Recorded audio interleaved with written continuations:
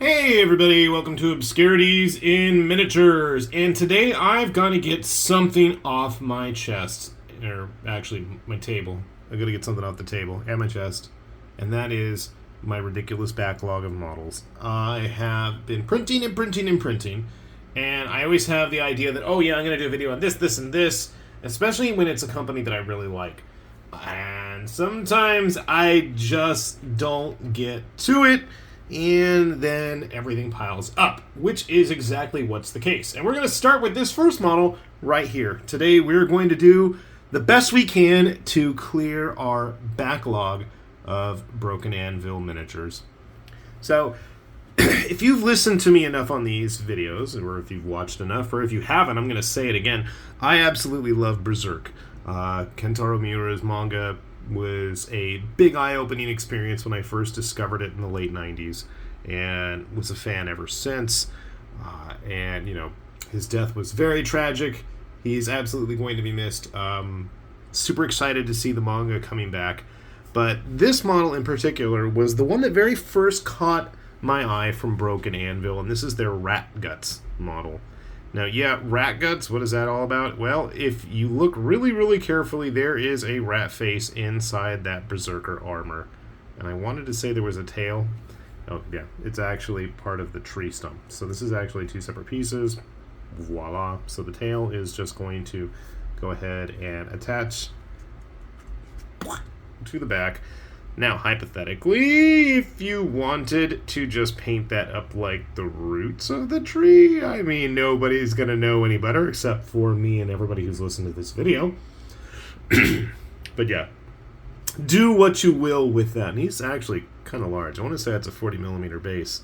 So there really is nothing stopping you from just going ahead and using him as a full-on guts proxy. Like I said, that was the first model that really caught my eyes. But that wasn't the last, by any means necessary.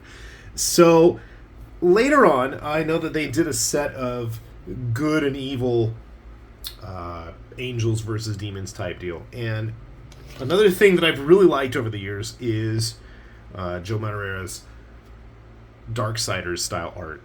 You know, Battle Chasers. I remember when that was a thing. And I really like the angel designs in the Darksiders games. Got the Darksiders art books from Udon, even though they have crappy binding, but that's a whole different conversation.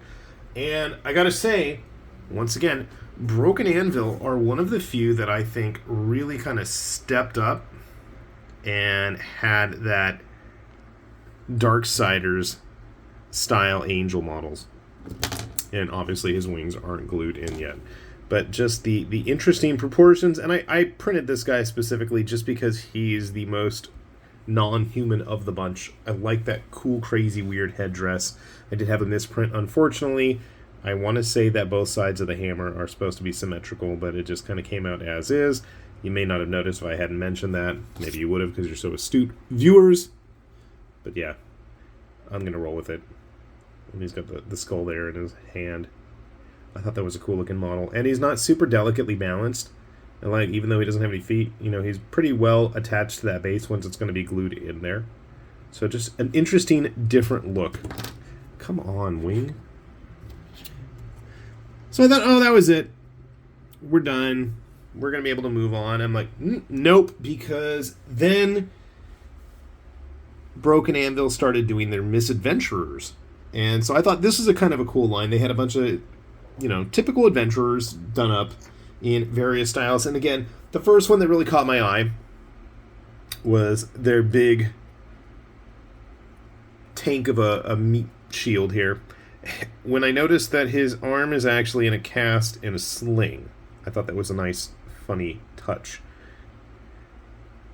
And I really like the art style. It's kind of cartoony, not too much. But it's definitely got that whimsical touch to it. And then I saw that they had their wheelchair-bound adventurer.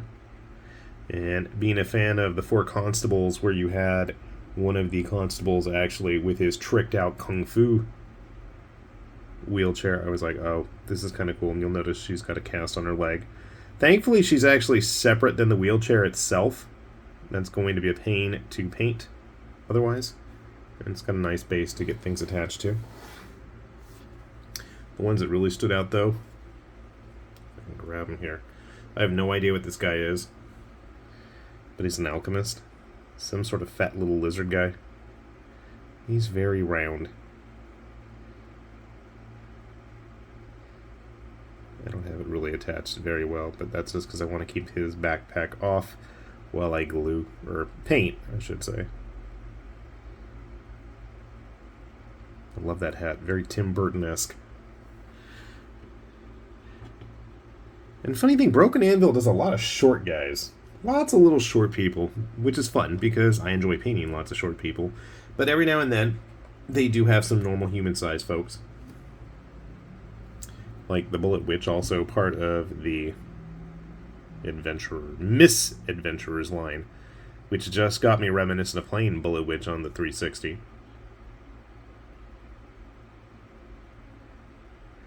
Actually reminds me of something Cast and Play would have done, which I like. I like their kind of charismatic designs with her broomstick.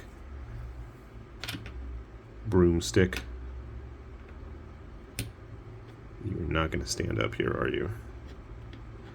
Here, why don't I put you next to the angel so you can knock his wings off.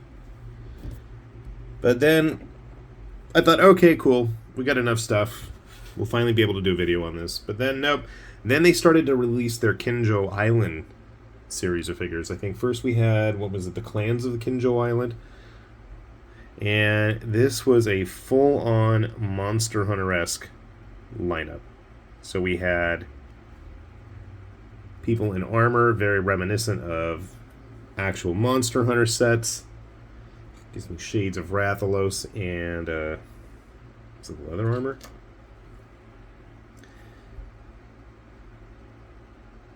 Hornitar armor? Vaguely reminiscent. Not only did we have, hunters, but we also had the cats as well. The cat trader.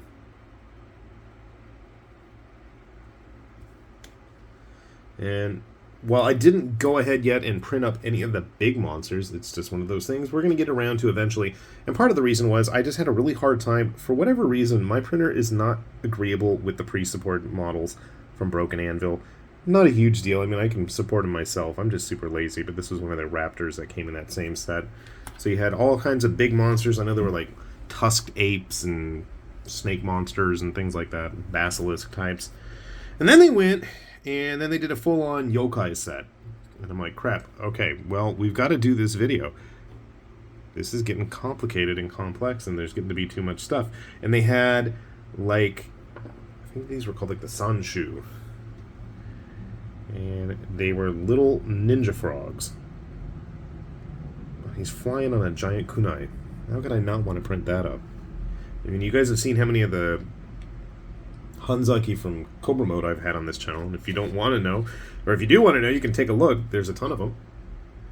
So I thought the Sanshu here were a nice complement to those guys. The Sanshu here, the little froggies, were supposed to be fighting with the... oh, shoot, what were they called? There were these crane people. Kunonin, they called them.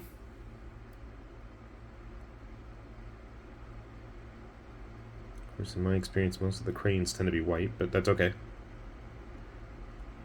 I thought that was a cool idea. Like I said, they had full-on yokai, which you don't usually see because it's always the same old yokai stuff. I know, like the karakasa. Yokai being very traditional Japanese folkloric monsters. But then they have an Abura Sumashi. And this guy's familiar just from watching the old Yokai Daisenso, great Yokai War movies. And he shows up in the background. Gegege no Kitaro. I know they had like a, what was it, Nikari Baba. I don't know why I printed her too. But the one that, the crowning achievement, my son's like, you have to get this. And then he gave me a whole long tirade about it. They actually had a Tsuchinoko. Tsuchinoko being a mythical snake.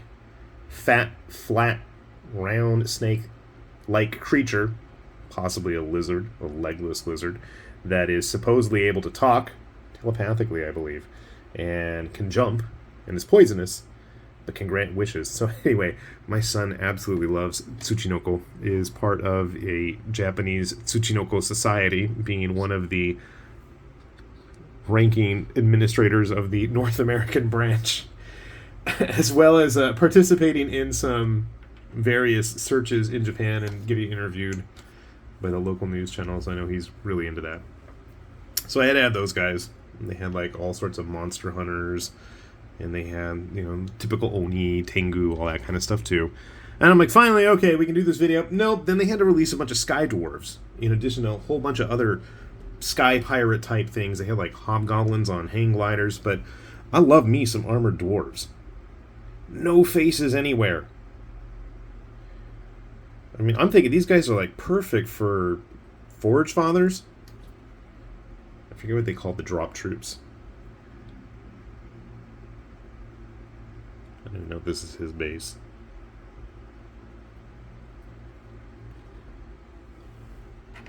They had some close combat ones in heavy armor. And my personal favorite was their Sky Dwarf Captain. He actually has a helmet on under that big, nice, pointy top hat. I love that backpack, which is obviously going to stay separate while I paint him. But as you can see, just an interesting variety. I know they were talking about doing like a Spelljammer type adventurers and space stuff. They've had sky ships. They've had Japanese deities. They had just a ton of stuff. And I think Underdark denizen type things. There's just an absolute crazy amount of stuff that I have still yet to print myself as a regular Patreon customer and a purchaser of many things on My Mini Factory. So definitely take a look-see. I think if you like the Japanese theme, if you like the Monster Hunter theme, if you just like the kind of whimsical nature of some of this stuff, of which they have quite a lot, definitely take a look. And hopefully this has been enlightening to you, because it has been to me, because now I may finally get to work on this stuff. And hopefully you guys are going to get to see some of these finished and painted in the near future. So, with that said, this has been High Lord Tamberlane with Obscurities and Miniatures, saying thanks for watching, and we will see you back here soon. Bye-bye.